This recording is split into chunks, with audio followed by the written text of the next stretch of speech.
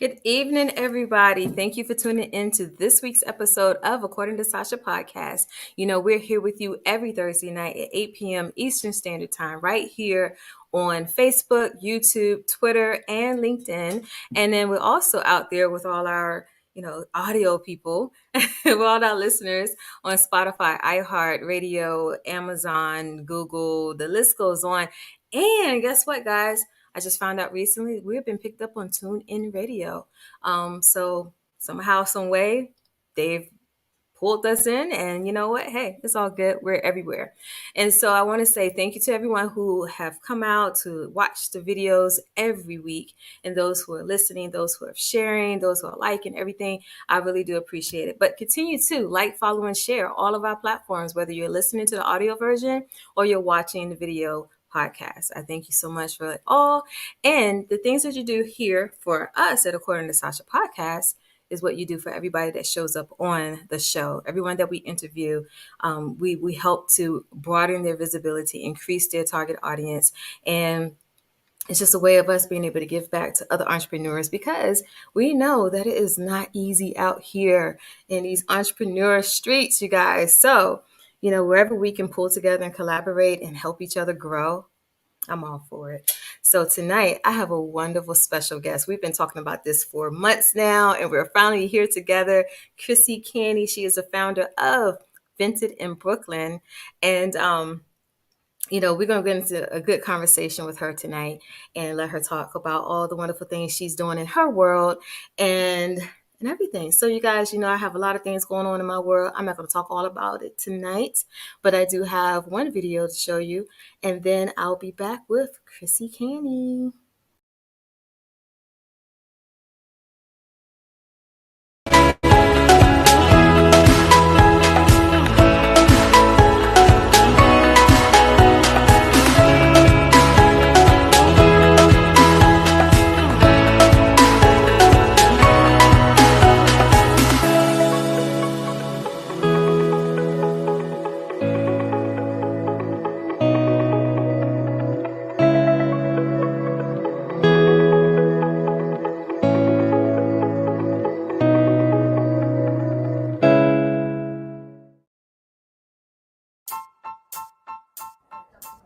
Entrepreneurship, small business, is something that everybody would love to do, making their own money.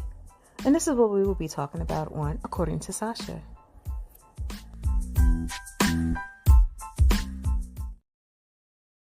Hey, Chrisie. Hi.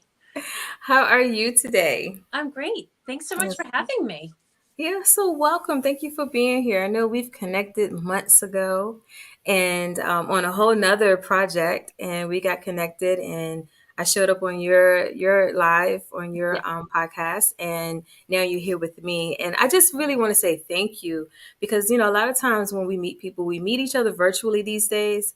But when you can still feel the good energy between folks, and you just know that they're good people, and you're like, okay, you know what? I can't wait to come and meet you and hug you or whatever.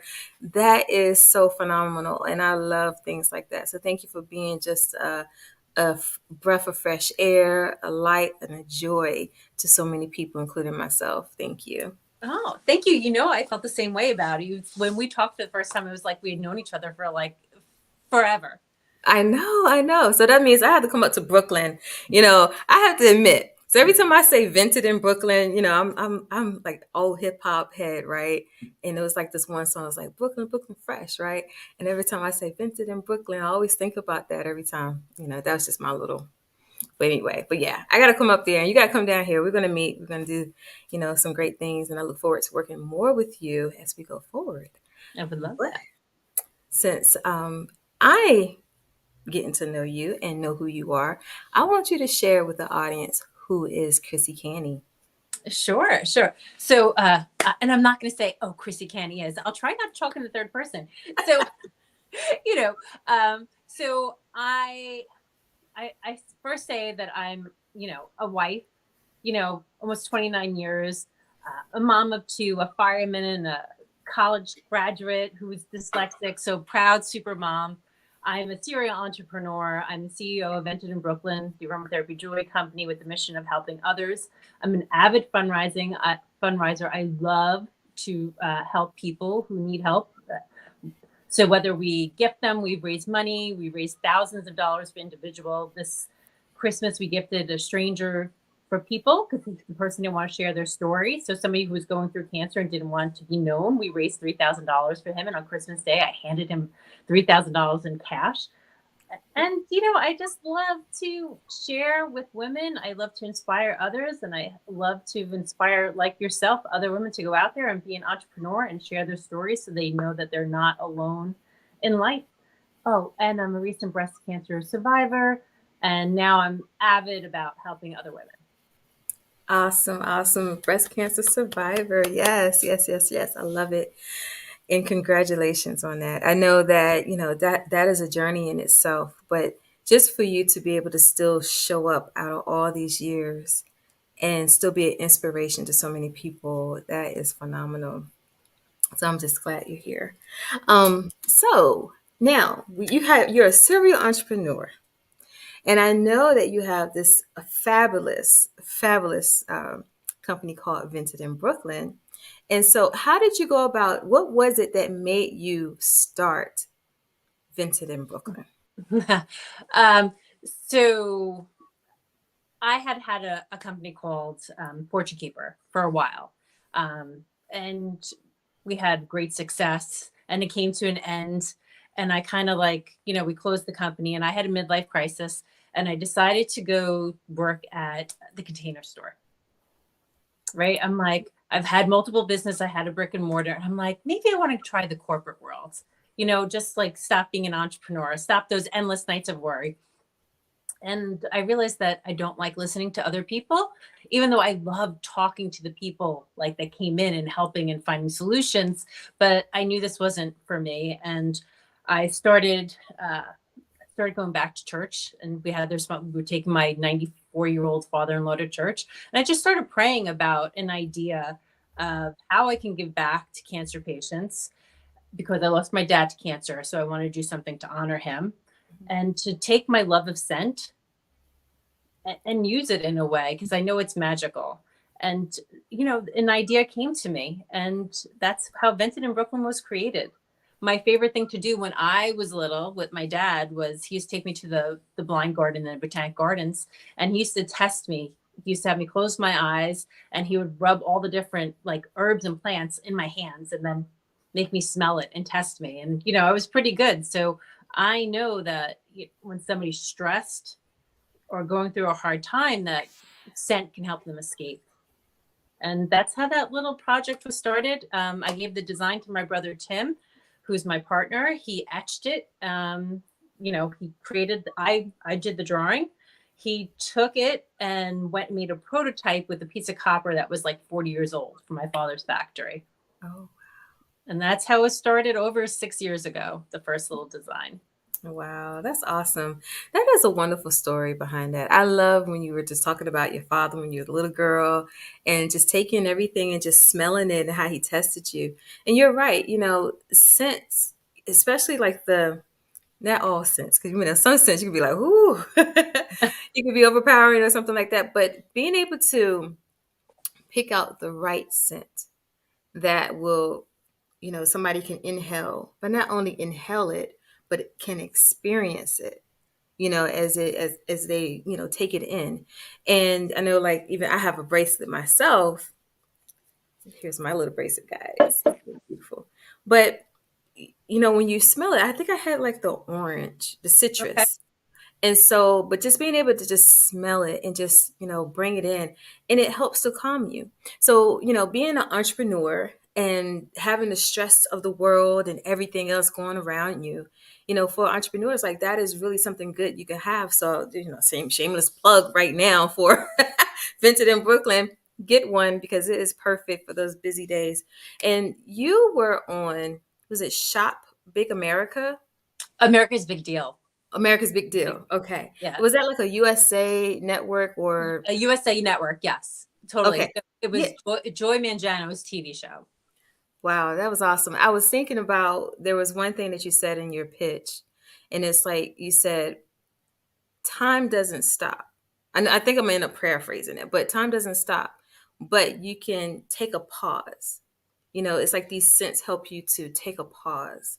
And I mean, you just owned that whole thing. I just love it. It, Just watching the video. it was, that was such a chaotic, it seems like so long ago, but like so like yesterday. And the week before was when I had my mammogram. So that's when I was told that they thought I had breast cancer. And I was going for my biopsy the week after. So Oh, like it was like a crazy period in my life, but I still had so much fun doing it. It was months and months and months of work, like trying out and getting ready. But I really loved it. It was live TV. I worked so hard on getting through my fears of being on live TV. There used to be like a time when like a camera would be on me and I would like start to shake, and I just like worked through all that. It was so much fun. I recommend, for anyone to get out. With my old company, we almost got on Shark Tank. We were down out of 40,000 people. We were down to under 100, and we got cut like 3 weeks before California. what? Oh, wow. That close. Oh, it was close. Like things would have been so much different. I wonder like what would have happened. Yeah, I probably would have cried on TV. I'd be like, well, hey, either way, you made it. You made it on TV, and that could have been like, who knows? That could have been the better experience out of the two. So you never know. But I just know that when I watched the video, I was just like, okay, she really owned that. Like she just, it was just the power that you could just really feel from your confidence that was shown. I was really backstage, um, smelling my bracelet. And I had everyone backstage smelling my bracelet too. I should have kept it to myself. Maybe I would have came in first instead of second. My only regret was that I didn't have the host smell it. Like I thought it, like pick it Yeah. up right now so he reacts. And like, I'm just like, oh, go, I gotta go. So I was really practicing deep breathing. I was inhaling, visualizing. I was in it. Yeah. Well, you say you came in second, and it's just like, but either way, you still probably came in first in so many people's Oh, lives at that moment, and just being able to share everything that you were. I mean, it's not always in your words. A lot of times people don't really realize that it's the way you just everything just exudes from you.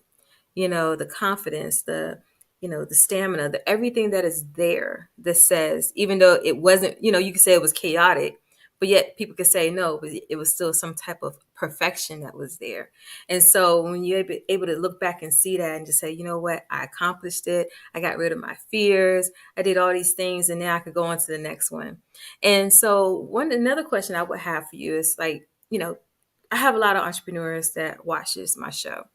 And as an entrepreneur, and you talked about getting rid of your fears, like kind of go through that a little bit to really, let people know how important it is to really let go of your fears to go through more. Okay. So let's see. So I've had 4 corporations. My first one was a little candle company from home. The next one was a brick and mortar candle store, and then Fortune Keeper, and then, Vented in Brooklyn.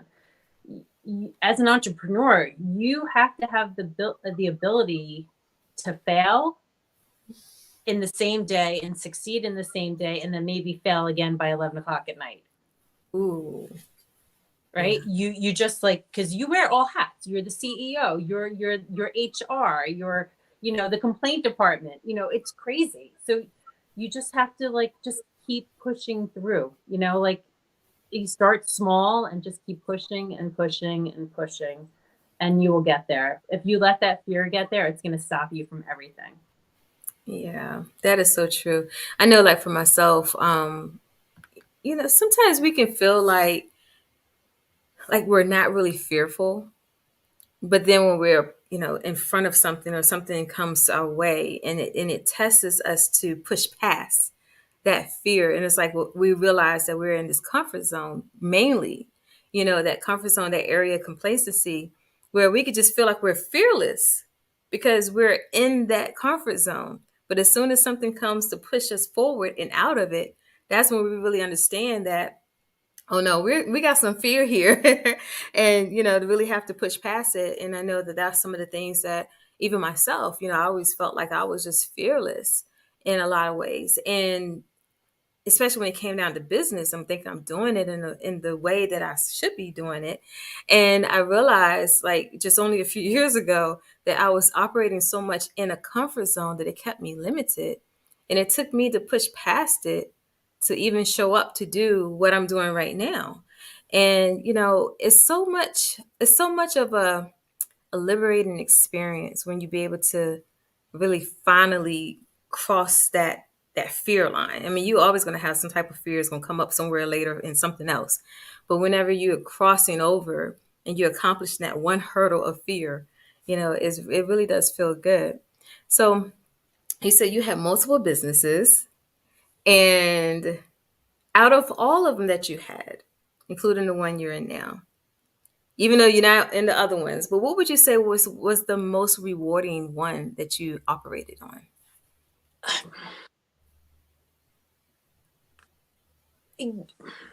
See, that's hard. Now there's different things for all of them.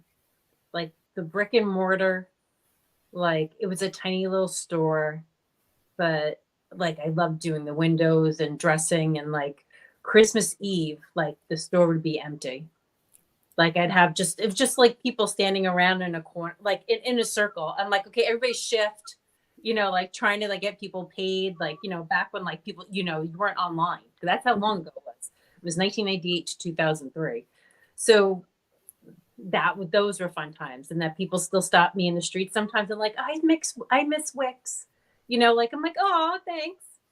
And with the next company, it was flying around to showrooms, going down to Atlanta gift show and having experiences, talking to big buyers, sitting down with Disney and Capezio, and having those big, like, sometimes I'm like, oh my God, I've never done anything. But then I sit down and like, oh yeah, like I talked to Disney, like, and I talked to Capezio and, and Claire's, my daughter, the funny, wait, side story.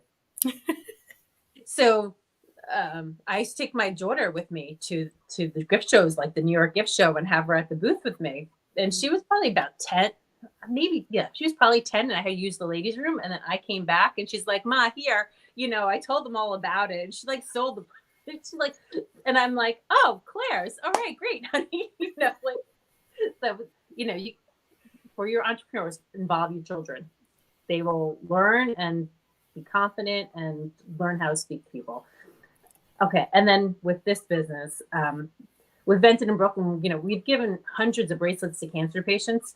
So to me, like when I go and I'm able to hand out bracelets and just hug somebody that's going through something, like that's really rewarding to me. Like this week, we're talking about comfort, but like, this past year is, me finding out who I am now as a breast cancer survivor. And I let things go in business because I just had to mentally get back to where I am.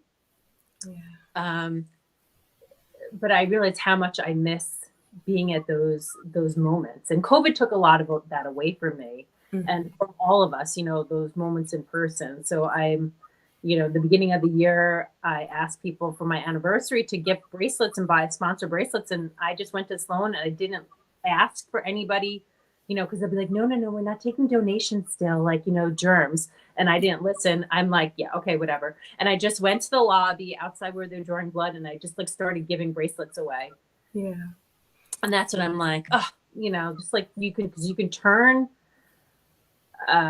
somebody's crappy day that's sitting there with like anxiety, don't know what's going on in their life, and then just have a gift from a stranger just changes a whole moment and their whole day and the whole attitude for them. So those are my beautiful moments. I love that. And it also puts you into a position of being more of a social entrepreneur, instead of just, well, I wouldn't say average or just regular entrepreneur, but there are levels to entrepreneurship. There are different brackets or categories. And, we have entrepreneur, we have serial entrepreneur, we have mompreneurs, we have so forth, but then we have social entrepreneurship. Exactly what you're doing is being able to give back with your company.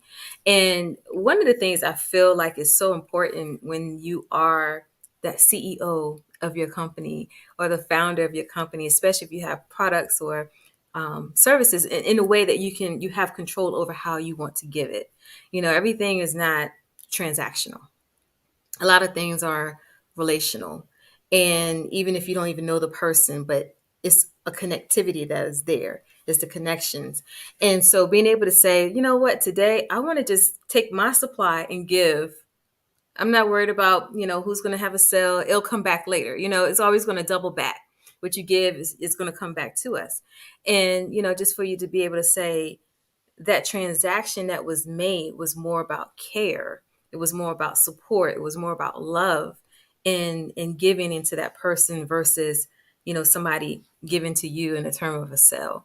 And I think that a lot of times business owners who think and move in that way get a bad rap sometimes because in this world where so much everything is sales driven, profit driven, revenue driven, that we forget that we are still people, and people still need, we got to have balance, of course, but you never fault a person from moving and leading with their heart in business and being a heart-centered entrepreneur. So I really commend you for that. I love doing things like that too. So it's so easy to be like, oh, I'll give it all away.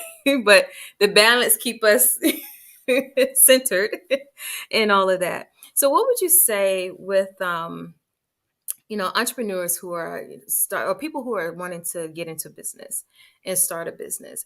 What would be your like top 5 lessons learned Ooh. in starting a business? Okay. Small steps is, keep that day job, the professional job, and don't quit until it can pay for itself. Because I'm more of a something like, oh, I'll just start it. Start with money. I managed to start companies without money. It's not a good way to go. So really, keep that job, get some savings, but you can start small on something like Etsy. If you have a product, test it with your friends, make a few things, give it out. If it makes you happy, you should really go for it. Secure every hashtag and name now. Like, just go get those handles. It's free. If you have a dream, just hold on to it then and go get whatever it might be. I have a couple of books that I have, like, the name secured on Instagram. Go buy that website for $12.99. There's plenty of simple things, and go join, like, go to a score mentor.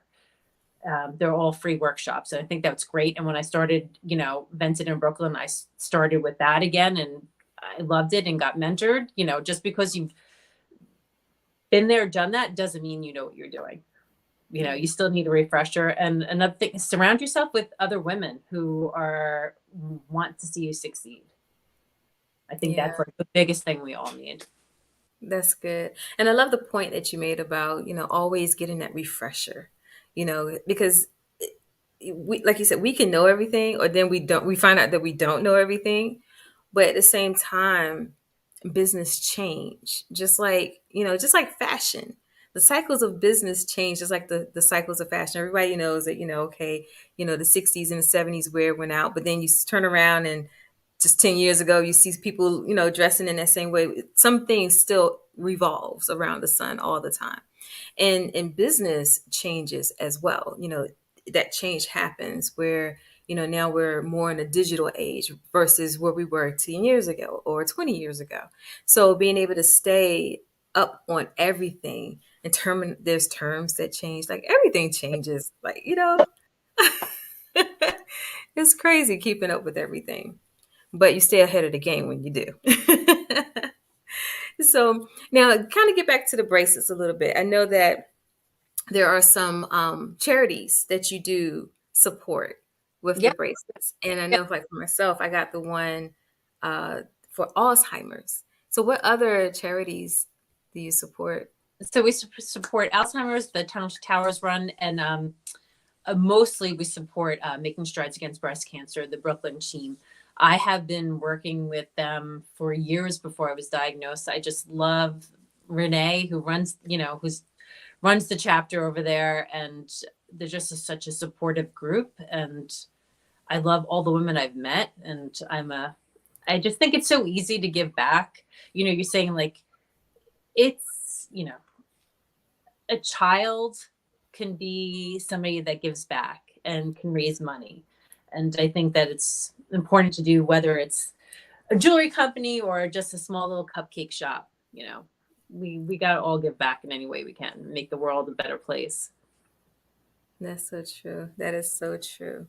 And then when we have our, all our FUNdrising products too, and every month that changes. So, 1 month it might be breast cancer, the next month it was prostate cancer.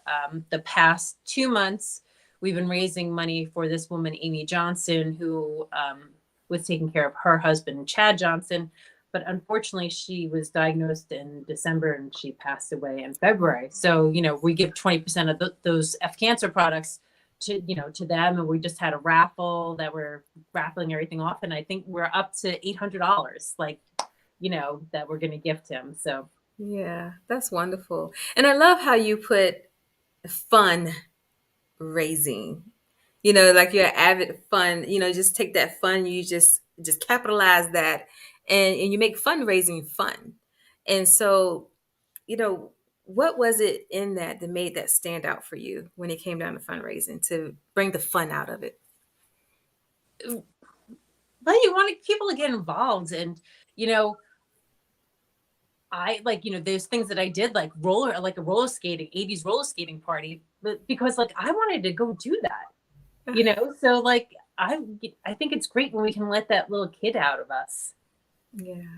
So I think I have always been a person, when I was a buyer for menswear and plus size women's clothes, I was at the Calvin Klein showroom. I wasn't one of those serious snooty buyers.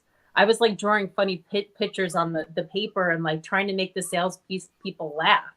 I don't like seriousness. I think that life is too short and we have to have fun. So whether we're roller skating and I have pigtails in my hair for the 80s, or it was the 50s and a pink night, or I had a jiggle party for my 50th birthday last year for my new girls. I mean, that's how you're going to get people behind you. You don't want to go to a boring party. I don't want to go to a boring party. I love the jiggle party. Yeah, I was thinking I'm like, oh, wait a minute. It's their anniversary next month. I'm like, what am I going to do for them? 428 is what I got them in, So I'm like, gonna have to come up with a party. I haven't had one in a while. Oh my goodness. You know what? That right there, you gotta do something with that on a broader scale. The jiggle parties. I love it. I love it. Okay, so we got some comments here. I just want to make sure we go over some of these comments before, because we're going to double back. So when we were talking about fears, once you've gotten over the fear of failure. I've been accused of Yeah. I've been accused of having a fear of success, and I have to work on that a lot. Ooh. I'm sure Sacha could actually answer this question for both of us, because I want to hear. How do you overcome the fear of success? Oh my goodness. I would say for me, knowing that the purpose that you have is so much greater than the fear. I'm not a type of person I love success. I love being successful, but at the same time, I could care less about it.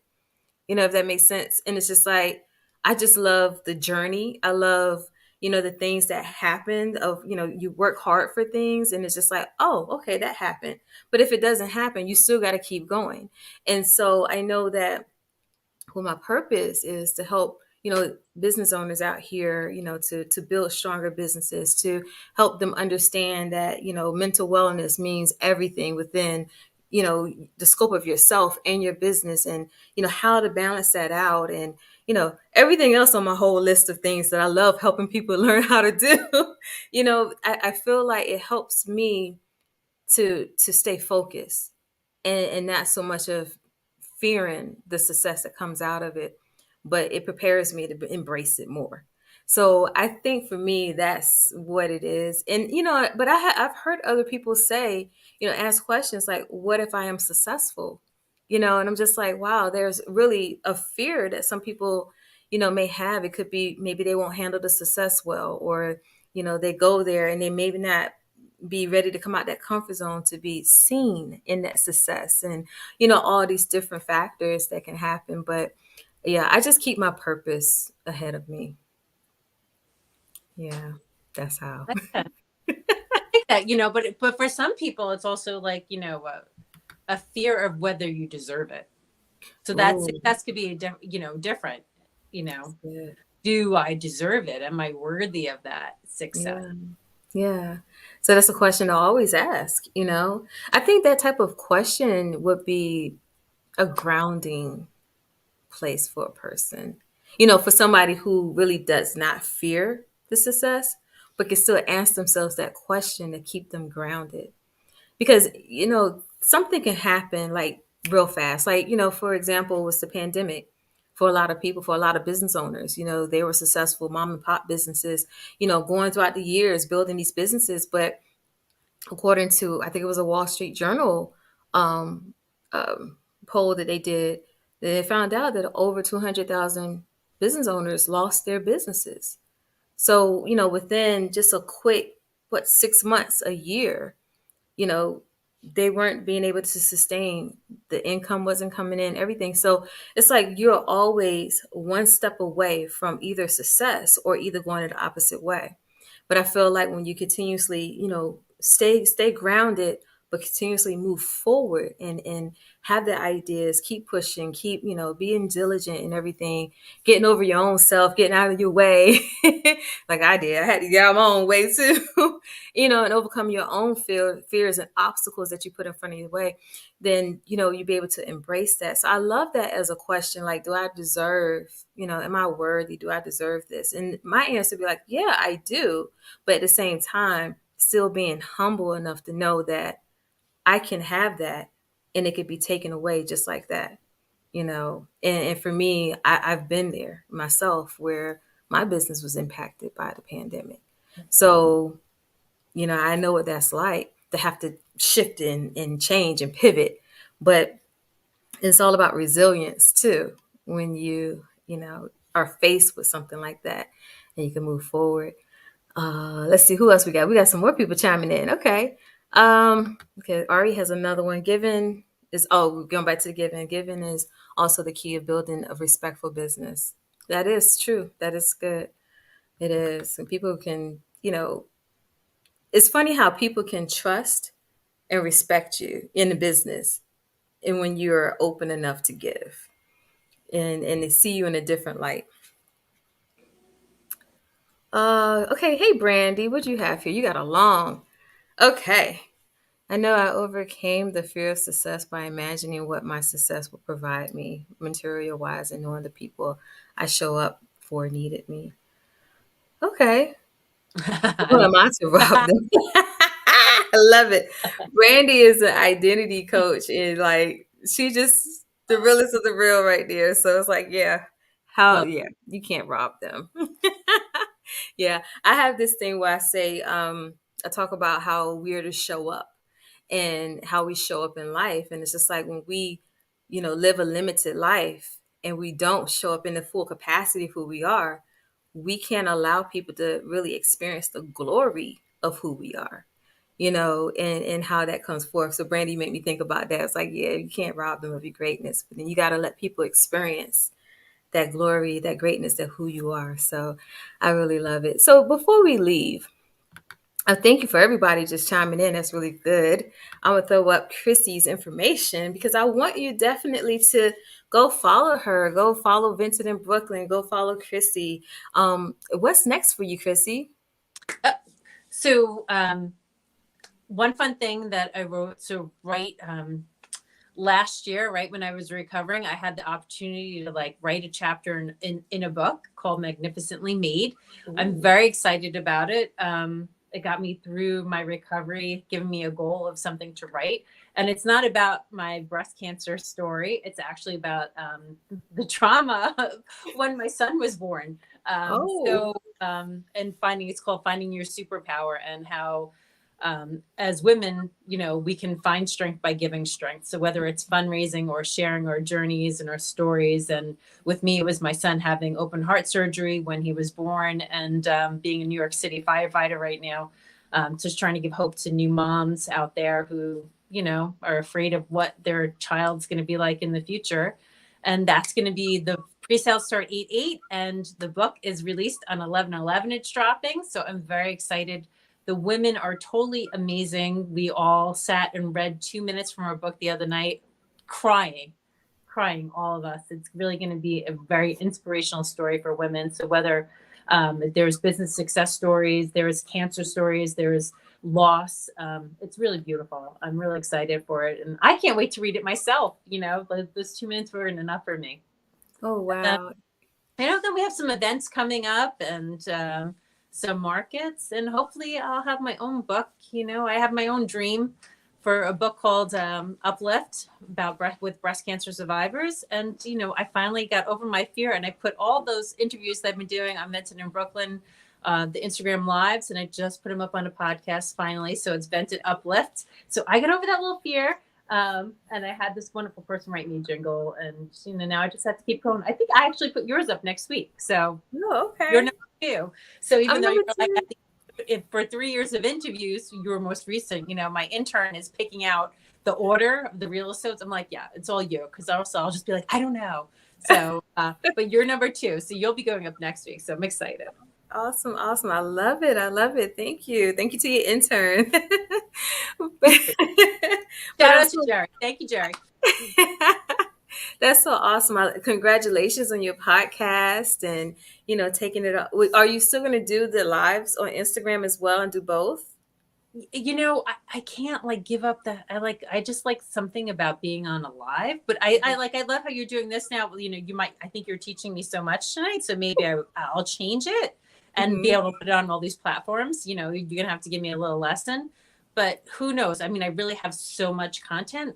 So many amazing women who helped me and guided me.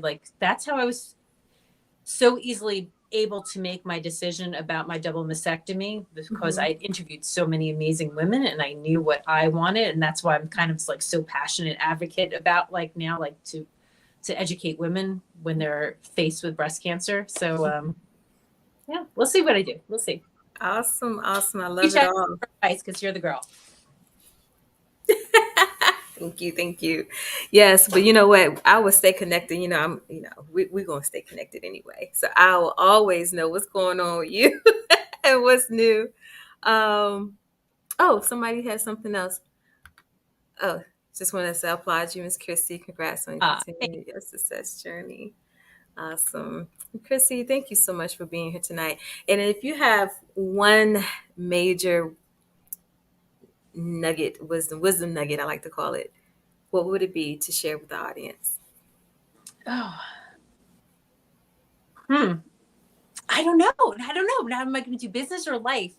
Let's do both. One of each. Okay. Business. If you ever have a bad thought about a partnership or going forward or doing something, listen to your gut. Your gut's always right.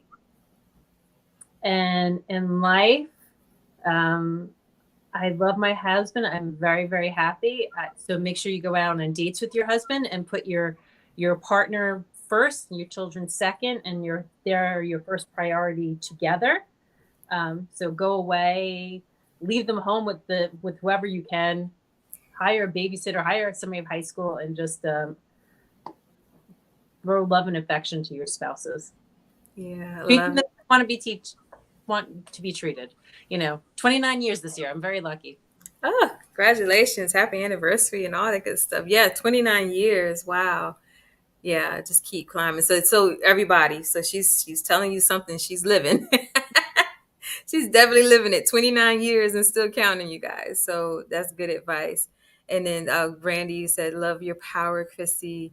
And then she has another one. Yeah, right? They can't. Like you need to you need alone Yes. time. Mhm. And go out your go with the girls. Yeah. Yeah, definitely. It's so much freedom in that, hanging out with your girls and and everything, whether you're dating your partner or your husband or your spouse and or hanging out with the girls. It's just like being able to just let it all out and let it down. You have to have those moments of exchange, to help continuously fill you up. You have your me time, and then you have that time, and that's how you continuously stay full, and allow life to still go around you, but you're not missing it because you're doing everything else and so busy, so you got to take time out. Oh, everybody's chiming in. Radical self-care, be aware. All right, Brandy is in here tonight. Thank you so much. 100%. Go for that massage. Oh Oh, yes, definitely. So you got these wisdom nuggets, you guys. Definitely make sure that you are prioritizing self-care, but you're also prioritizing the love in your life, the people that you love, your spouses, your partners, your children, and keep that balance within it, and just schedule that time to make sure that everybody has something, to give and to exchange with each other. And no massages. So no massages, they said? he's talking about me. No massages for me. Oh, no. Oh, who's saying that? Because yeah, I'm gonna be like, yeah. All right, we're meeting and we're gonna meet at the Hard Rock in AC. Like we'll meet. You got to come up. Okay. Yeah. We'll go for massages. Oh yes, definitely. I'll come up. Look, let's plan for something for the summer. Y'all getting all the cold weather right now. I it was no. Today was actually beautiful. It was like Oh, it 50. is. Okay. Oh, 50s. That's not bad. That's not bad. I can hang with 50. Okay. It's anything below 40 is just like, It was a very mild winter. We were pretty lucky this winter. yeah. It's been mild here too, very mild. So like we'll have 70 degrees tomorrow. So yes. I Whew. can't. It's bipolar weather because then it's going to be 40 on Saturday and Sunday. So it is what it is. But thank you so much, Chrissy, for being here. It's been a Thank pleasure you. chatting with you tonight. And thank you, everybody, for showing up and watching the According to Sacha podcast. And thank you for the listeners who are going to be listening. And continuously to follow us, like, follow, and share. We're everywhere down at the bottom of the screen. And thank you. And to remember that in everything you do, be great and command your day. And I say good night, everybody. Bye. Good night. Bye.